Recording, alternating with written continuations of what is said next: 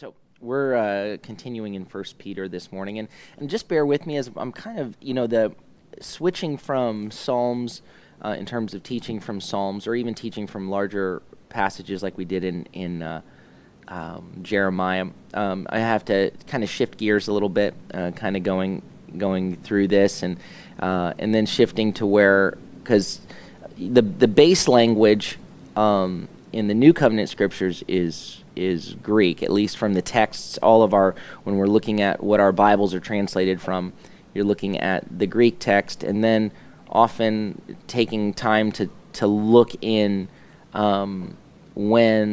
these Greek words, what do they correlate with in the Hebrew Scriptures, and seeing how when the Hebrew Bible was translated into Greek, some of those connections, and at the same time, when I'm looking at that or trying to look at that, not getting bogged down in the minutia of everything to where we miss. I don't want us to miss the overall heart of what the Lord is trying to show us and to form in us and to teach us. So, bear with me. This morning we're gonna go through verse 9, and so let's start. I'm just going to read through from the beginning. Peter, an emissary of Messiah Yeshua, chosen. I'm just going to insert that there every time because that's where it should be. Chosen, to the chosen, sojourners of the diaspora in Pontus, Galatia, Cappadocia, Asia, and Bithynia, chosen according to the foreknowledge of God the Father, set apart by the Ruach, by the Spirit, for obedience and for sprinkling with the blood of Yeshua, the Messiah. May grace and shalom be multiplied to you. So again, from one sojourner to another, you're in a place you don't want to be in. You didn't necessarily choose to be here. Perhaps you're in a place where you lost everything, where you've been put in you feel like you've lost everything. And Peter says, from one guy who's had to walk that to you who are walking through that, know this, the Father knows. You're not here by accident. You're here, chosen, sojourners. The Father knew you'd be here, and you're being sanctified in this place. You've been set apart by the Holy Spirit. You're here, set apart, and being formed in this place of exile. And there's a purpose. This is all happening to accomplish something. It's for a purpose. It's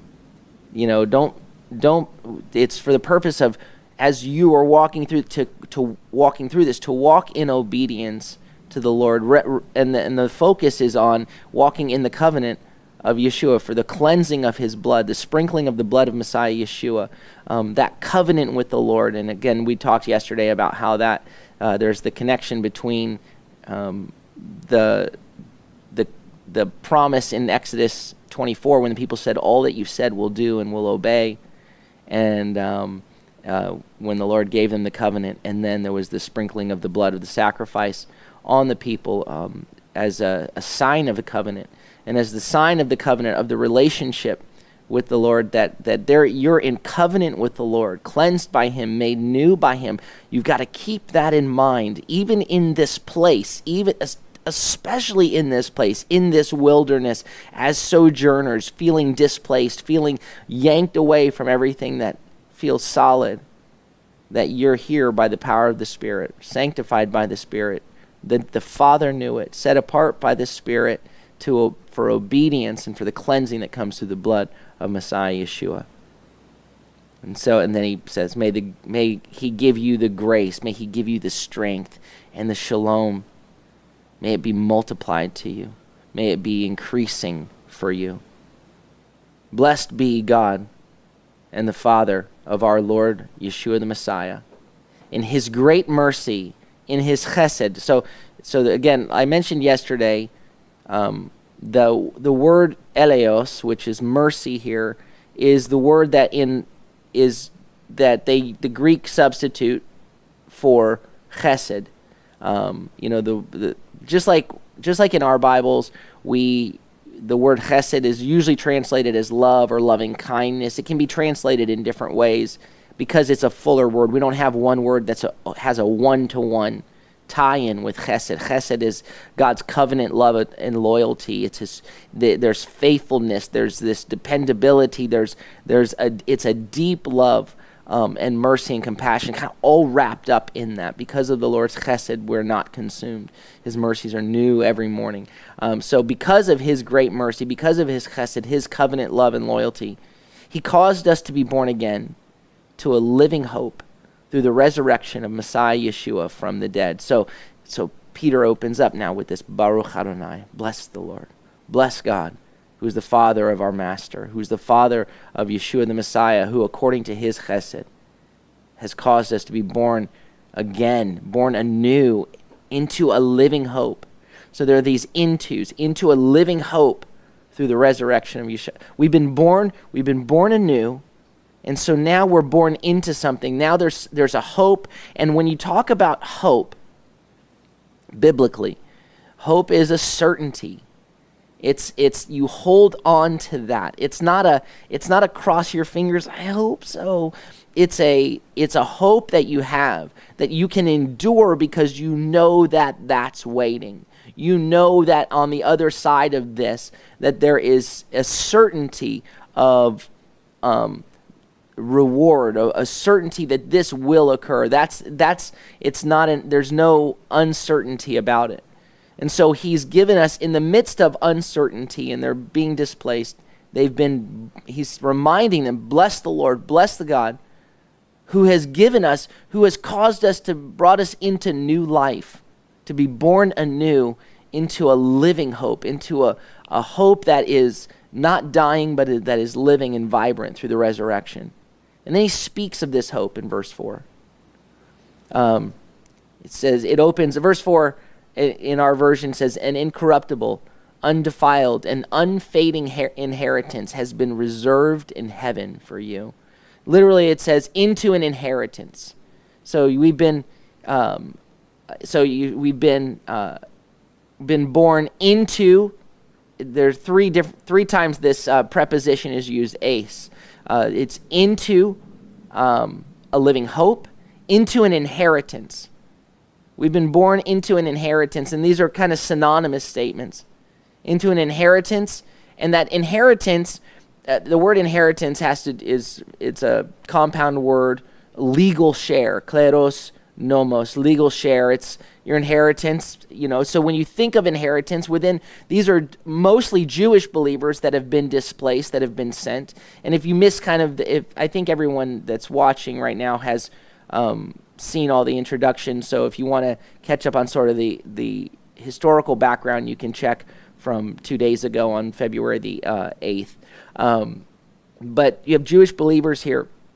And so when you talk about their inheritance, you're talking about the inheritance, obviously, that was promised to Abraham, that was promised to Abraham, Isaac, and Jacob, that was promised to the children of Israel.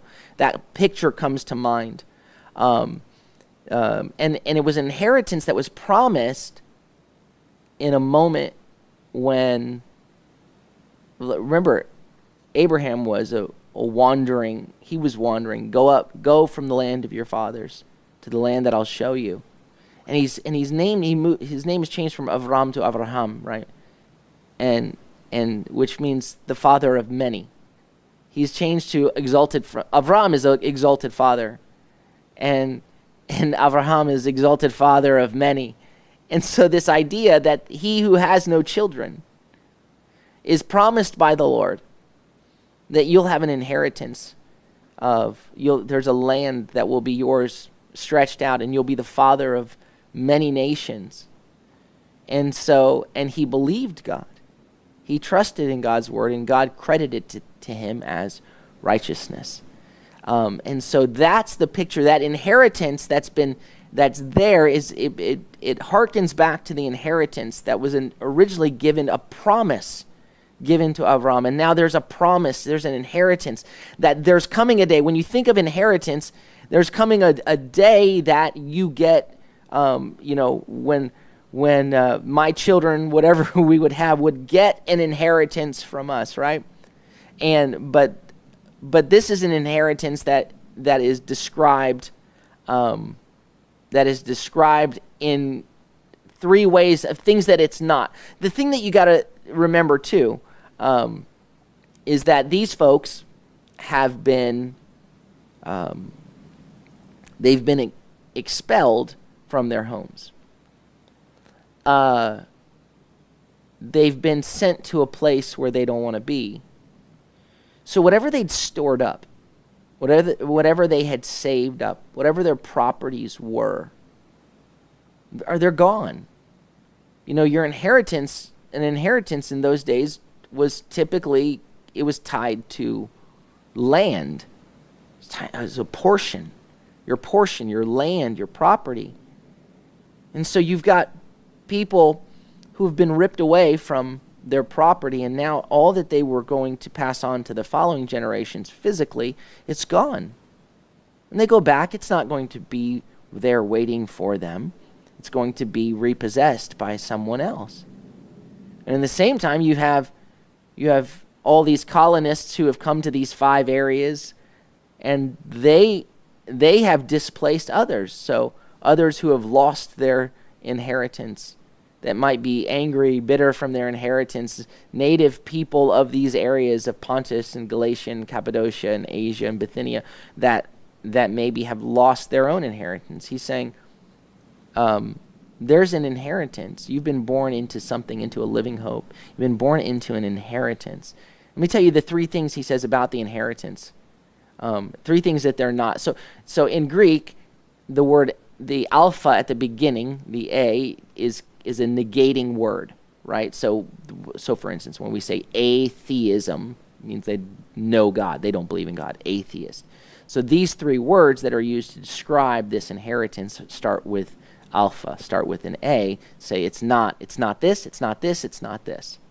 So the inheritance that you have, he says, first of all, it's not corruptible, right? He says it's imperishable.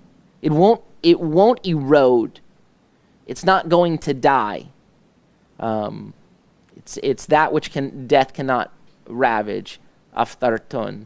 And then amianton is the next one, undefiled. It's unstained. It's pure. Your inheritance is unstained by evil. It's undefiled. So your inheritance back home has been overrun. That which you were going to give to your children, it's gone, and others have come and they've taken it, and now there's a defiling of it. But the inheritance that's the living hope that's waiting for you, it's not going to perish. It's not going to be defiled. It's undefiled. And then it's amaranton, which is that which is like a kind of marathon, but that which is not affected by the passing of time. It's unfading. It's in time, the passing of time will not cause it to fade. The beating of the sun on it, whatever it will not cause to fade. So you feel like you've lost everything, but there's a hope. You're right now in a place you don't want to be, but there's a hope that's living, an inheritance. And unlike everything that you've lost, he says, let me tell you about this inheritance that's waiting for you. That it's incorruptible. Nothing can eat it away. This inheritance is undefiled. It's pure. Nothing can pollute it. And it's unfading. It's going to be just as vivid. This living in hope, this inheritance will be as vivid and vibrant and living for 10,000 years from now as it is on day one. It's an inheritance that will not pass away. It's not going to get, you think inheritance also sometimes has to do with people's jewels that get, they fade and they get corroded and whatever. And then he says in this inheritance, it says is kept in heaven for you. It's guarded. It's kept in custody. It's a word, tereo, which is to watch over, preserve, to keep attention to. And it's a word that is often used. It's like it's held closely. It's guarded in safekeeping, like at the bank, in what we call a safety deposit box. And he says for you. So now he's been talking about for us, but he wants to bring this to them. It's kept in heaven for you. He switches now to saying something directly using the second person to you. This inheritance has been reserved. And what you see in the writing of, you'll see it in Paul too, but in the writing of Peter, is there's this flow of thought. There's this flow of thought. And so now kept in heaven for you, and now verse 5 begins by talking about who you are.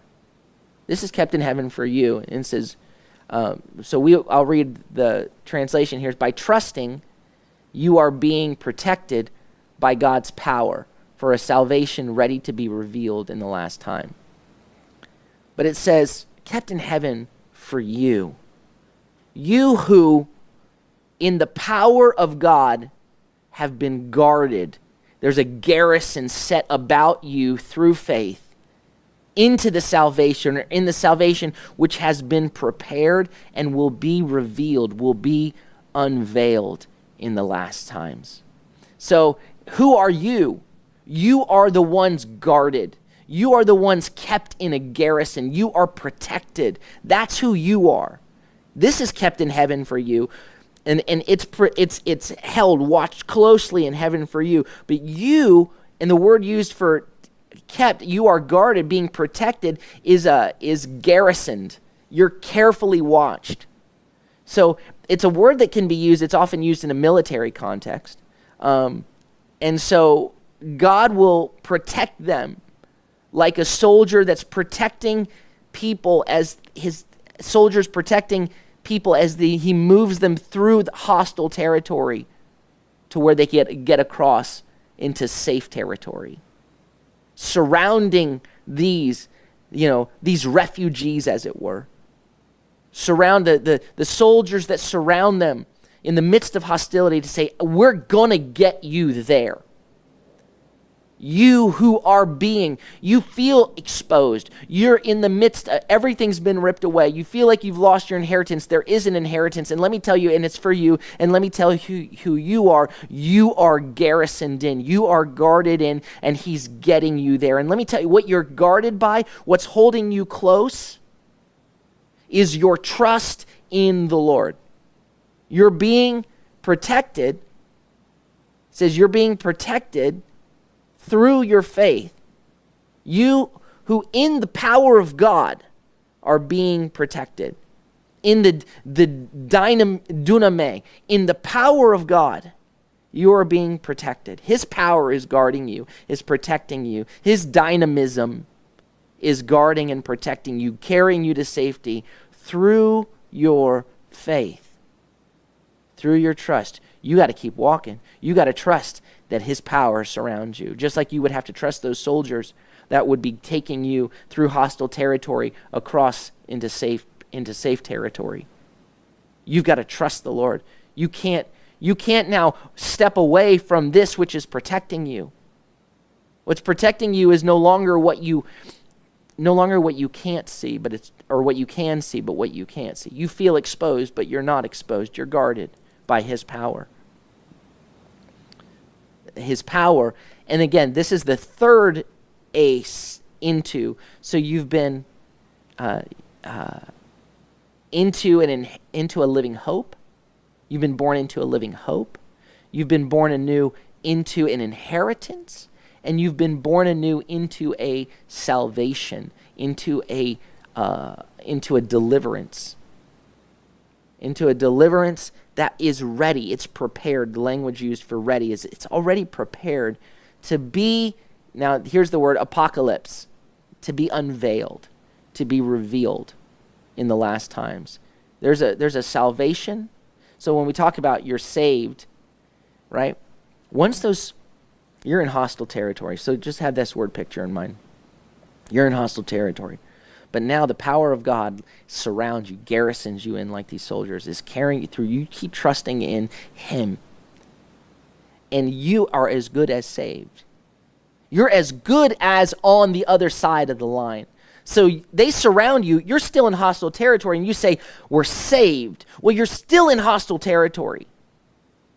So there is a salvation. There is something that once you cross that line will be unveiled, will be revealed to you, that is certain. It's a living hope. It's a hope that is vibrant, and it's an inheritance that's there waiting for you, kept for you, and you have been have been born into that deliverance. You're being brought there. That you get that picture now, surrounded by his power, bringing you there through your faith. And the power of God, the power that keeps me, that guards me, it will be unveiled, will be revealed. It's currently on one level veiled. I can't fully see. There's much that I can't fully see. The writer of Hebrews paints this out with much more clarity in Hebrews 10 and 11, when he's talking to a persecuted congregation, and it's about the same time period. The book of Hebrews is written sometime in the 60s, and he's saying, early on you guys were strong and you were ready to lay down your lives, and you saw others suffering and you willingly went and suffered with them, but now you're getting worn down. So you need to keep stirring one another up. You're long into this. I think about how, you remember at the beginning of the pandemic, I remember in March and April, my Facebook feed was filled with people quoting from Isaiah 26, where the Lord says, "Go in and lock yourselves away until the time has passed," and everyone was quoting that passage. It's a great passage. They had an idea that it was going to be a much shorter time. And at the beginning, everyone's like, "Okay, lock yourselves away, let's see." And then as it goes on and on and on, some people start to freak out. Well, hold on a second. Wait, what's happening? I don't understand what's going on. And then, oh no. And it's just stand firm. The Lord, in the midst of what you don't want to be in what's going on longer than you anticipated, you hold firm. And so the writer of Hebrews is also saying they kept their eyes, those who were encouraging one another. He begins to talk then about, in Hebrews 11, you've got to walk by faith, not by what you see, but by what you don't see. You've got to be the not shrinking back ones at the end of chapter 10. And then he begins to go through that there was a city that they lived their lives for that they had not seen. It's faith is the evidence of things hoped for, the substance of things hoped for, the evidence of things not seen. So here he's saying it's currently veiled, but you will see it. There's an assurance there. So you've been born anew into a living hope, into an inheritance, into a salvation, into a deliverance. And verse 6 then opens up with, in this salvation, in this deliverance, in all of this, in this you rejoice. In this you exult, you rejoice greatly, you rejoice. Now, how can we rejoice? We've lost everything. In this you rejoice. He says, even though now for a little while, if necessary, or if it needs to be, is what he's saying. You rejoice greatly in this, even though, if for the present time, if for just a short of the present is the idea. It's a limited time here in the immediate. If it's necessary, you have been distressed or you have been pained through many or various trials. So you have this hope, and he's saying you can rejoice. How can I rejoice? How can I rejoice? Look what's going on. Look at the pain. Look what we're losing. Look at everything. This is painful. How can I rejoice in this? And it's a joy that's rooted in a certainty that though I'm in a land of hostility, that I will be in a land of promise. That I can rejoice when I've come through the Red Sea, knowing there's a promised land. I just have to get through the wilderness to get there. And I can't lay down and die in the desert. You have to keep trusting all the way through, all the way to the end. Now I'm going into the book of Hebrews there, but this joy, it says, hey, even though for a little while we're experiencing difficulties, even so, we can rejoice. Verse 7, it says, look, if it's necessary, verse 6, if it's necessary, you go through these painful trials. And he's not minimizing the painful trials, but understand that they're producing something. They're producing something, and so verse 7 opens with the word hina, which is in order that. You're going through these various trials in order that, and so our translation repeats these trials, repeats the phrase, these trials. These trials or so that the true metal of your faith, far more valuable than gold, which perishes though refined by fire, may come to light in praise and glory and honor at the revelation, at the revealing, at the unveiling of Messiah Yeshua. So he says, in order that this testing process, the word that's used there, dokimion, is the testing process, so the result of having been refined, having gone through the fire. But what's being tested is your faith. What's being tested is your faith. And so he gives the example here. Your faith is being tested. And you're going through this so that your faith will be tested, will be purified.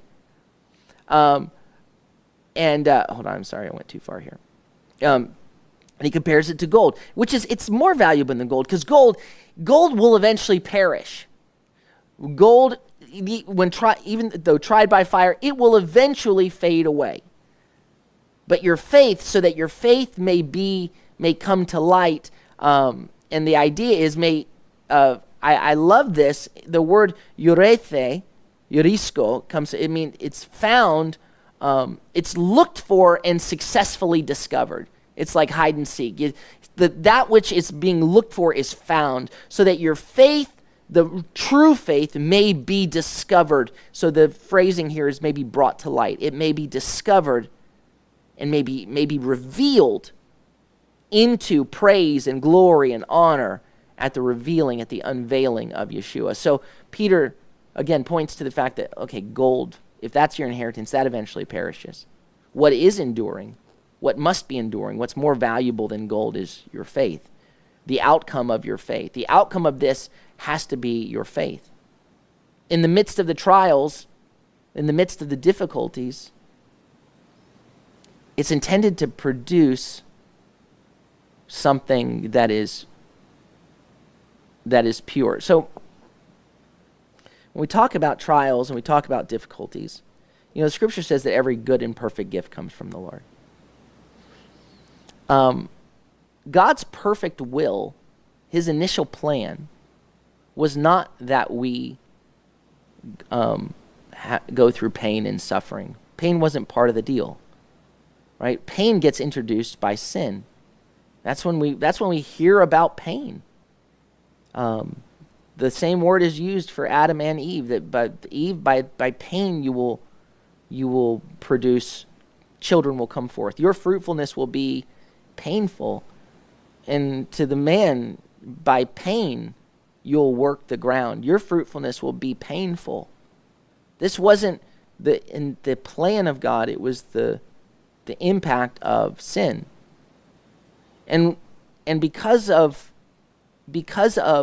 the sinfulness within us, the Lord doesn't take away people's free will.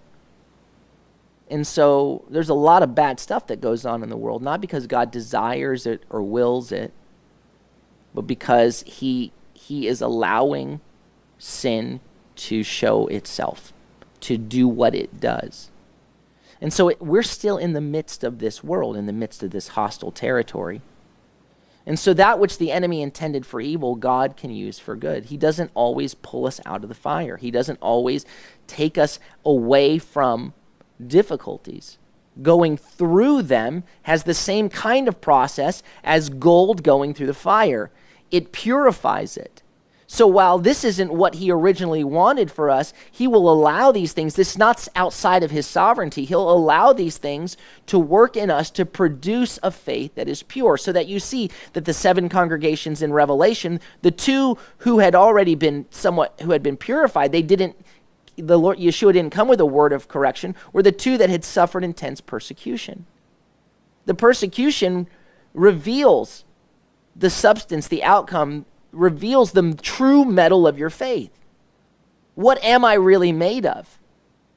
So I can rejoice in the midst of it, because I know that the Lord's producing something in me. It hurts, but coming through it, coming through the fire, is my faith wood, hay, and stubble, like 1 Corinthians 3 talks about it. Is this all empty? Is everything that I've defined? The fire removes the impurities. There's stuff that gets all mixed in with our faith. and it weakens it. So our faith isn't pure like gold. It's more like, it's more like mixed with clay and all kinds of stuff. There's impurities there. And coming through the pain, coming through the difficulty, if you allow it, and Hebrews chapter 12 talks about discipline, if you allow it to do its work in you, then it will make you stronger. It will purify you. That really greatness in the kingdom of God is ultimately revealed and produced through suffering and difficulty and pain, because we endure it. We come through it looking more like the Lord. So when you and I can walk through it, and we read and we say, what is this all about? What am I supposed to be doing? How am I supposed to be growing? Lord, what are you trying to produce in me? That when we come out the other side of this, that the Lord himself gives a word of praise, right? That says, well done, my good and faithful servant. And there's nothing that he loves more, or that is more of a praise and a glorification and an honoring of him, than when his people who are called by his name walk in the likeness of his character. Nothing delights him more than when you and I, as we lift up his name, reflect his character. When we lay down our rights and lay down our lives, and we love our enemies, we walk in the light of his love, and again, we're going to see this really beautifully expressed in 1 Peter chapter 2. He really digs down into this walking in the likeness of Yeshua on the back end of chapter 2. But he is coming. He says, hey, you're rejoicing in this. How can I rejoice in this? Because it's producing something. It's producing something. But I don't like how this feels. I feel like I've lost something. Yeah, that you may have, but maybe you lost something that had become extra baggage that was stopping you from being who you needed to be. Through this pain, through this suffering, through this loss, there's something that is being produced in you.